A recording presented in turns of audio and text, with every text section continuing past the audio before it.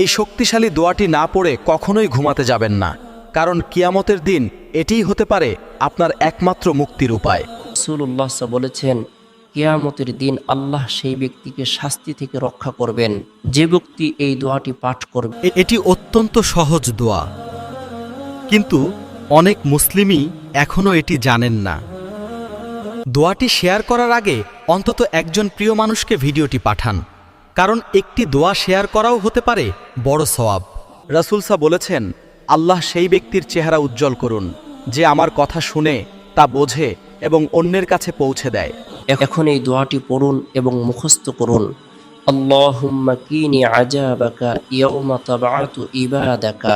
অর্থ, হে আল্লাহ, আপনার আযাব থেকে আমাকে রক্ষা করুন যেদিন আপনি আপনার বান্দাদের পুনরুত্থিত করবেন। আমিন। এই দোয়াটি নবী করিম প্রত্যেক ফরজ সালাতের পরেও পাঠ করতেন, তাই এটিকে আপনার প্রতিদিনের অভ্যাস বানান।